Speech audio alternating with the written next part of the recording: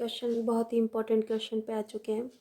Factorise करना है आपको द फॉलोइंग एक्सप्रेशन, ये एक्सप्रेशन लिखी हुई है आपकी और इसको फैक्टराइज करना है। तो फैक्टराइज करने के लिए स्टूडेंट आपको सबसे ज़्यादा ज़रूरत जो है, आप देखिए टर्म्स को, यहाँ पर मिडल टर्म स्प्लिट करने वाला आपको प्रोसेस फॉलो करना है, जहाँ पर आपको क्या करना है, फर्स्ट टर्म और लास्ट टर्म को मल्टीप्लाई कर लीजिए। तो मैंने 8 मल्टीप्लाई पी स्क्वायर कर लिया, तो मेरे पास क्या हो गया 8p²। 8p² के 8 के फैक्टर आप ऐसे कीजिए कि 8 के फैक्टर क्या होंगे, 4 × 2 या 4 × 2 ही आपका सफिशियंट फैक्टर है। इसके अलावा मुझे नहीं दिख रहा कि कोई ऐसा 4 और 2 को जिसको प्लस करने पर, अब मल्टीप्लाई करने पे तो आपका 8 हो रहा है और प्लस करने पे 4 और 2 को प्लस करने पे आपके पास 6 आ रहा है। तो आप यहाँ देखिए आपका 8p², तो आप यहाँ पर क्या p जोड़ सकते हैं, क्या जोड़ सकते हैं p, 4p + 2p equal to क्या हो जाएगा आपका 6p, इक्वल टू क्या चला जाएगा 6p। तो 6p के जगह पर मुझे यही वैल्यू पुट करनी है, मुझे आगे की वैल्यू और लास्ट की वैल्यू एज इट इज़ रखनी है। p² और 8 को एज इट 6p की जगह मुझे क्या लिखना है, +4p + 2p। क्लियर। अब आपको जब भी आपकी टर्म्स होगी तो आप इसके इस तरह से फैक्टर बना सकते हैं, इक्वल टू का साइन लगाते चलिए। यहाँ से दोनों में से आपको p कॉमन मिल रहा है, p ले लीजिए, p से p कैंसिल आउट हो जाएगा, एक ही p बचेगा आपके पास, प्लस p से p कैंसिल, आपके पास रिमाइंडर में क्या बचेगा, रिमेनिंग 4 बच रहा है, प्लस 2 और 8 है, हम कॉमन क्या लेंगे 2। तो आपके इस 2 से आप क्या करोगे, 2 से 2 को डिवाइड कर दिया, कुछ नहीं मिला हमको, 1 मिला, 1 को p से मल्टीप्लाई किया, p प्लस, और 2 को 8 को 2 से डिवाइड करवाया तो हमको क्या मिलता है 4।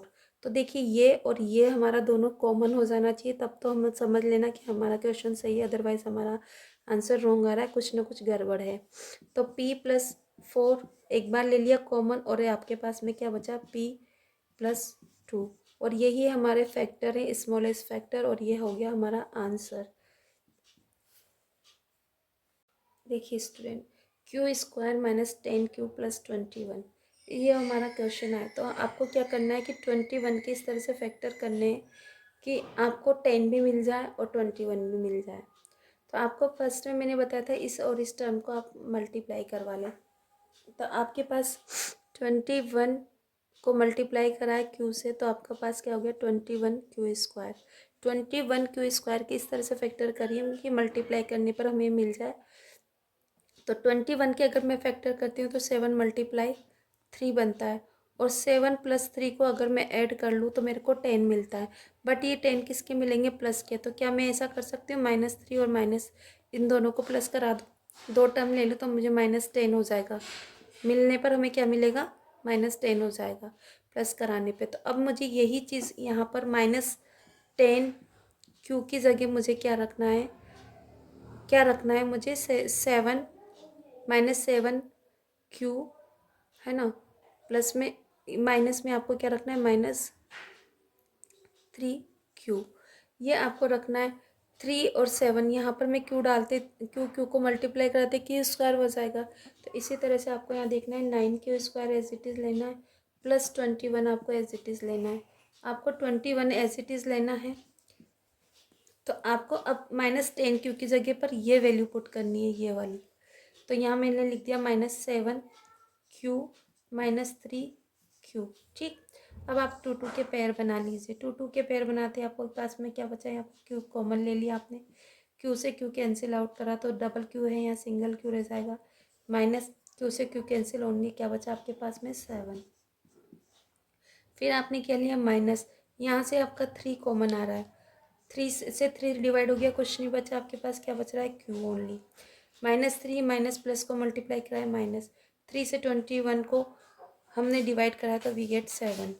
तो इस तरह से हमें क्या बचा, q -7 मेरा कॉमन है, और q -3 को मैं एज इट इज़ एक साथ लिख लेती हूँ, और ये हमारे फैक्टर हो गया। आप इक्वल टू का साइन डालते चले जाइए, और ये आपका हो गया आंसर।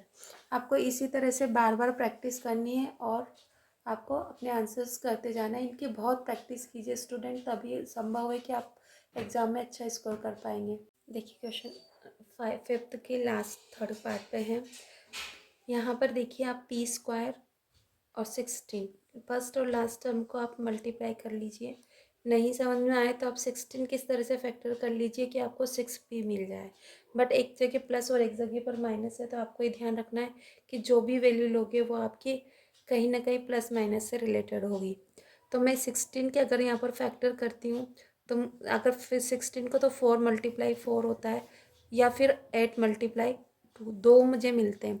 तो 4 को अगर मैं ऐड करती हूँ या सब्ट्रैक्ट करती हूँ तो मुझे 6 नहीं मिल सकता।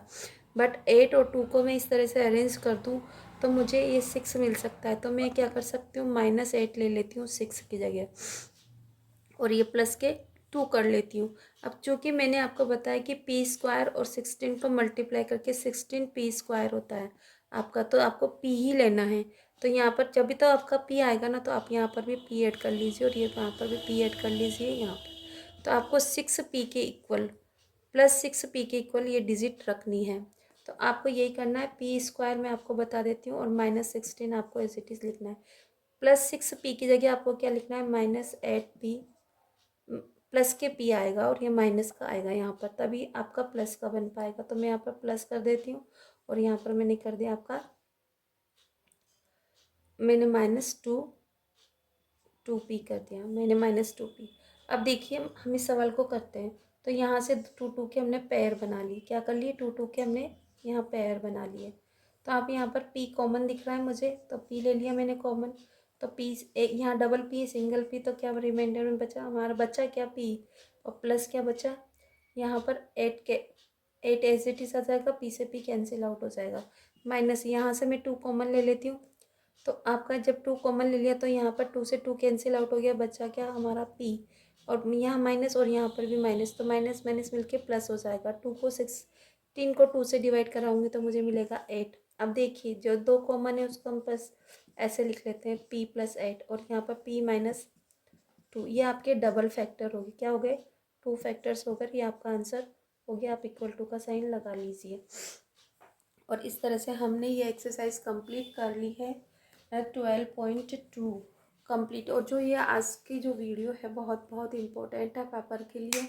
आप प्लीज़ अच्छे से पढ़िए, स्वस्थ रहिए, मस्त रहिए, खुश रहिए और पढ़ते रहिए, और अपनी नॉलेज को आगे इम्प्रूव करते चले जाइए, क्योंकि यही क्वेश्चन आपको 9th 10th 11th में भी, आपको 11th 12th में भी पढ़ने को मिलेंगे।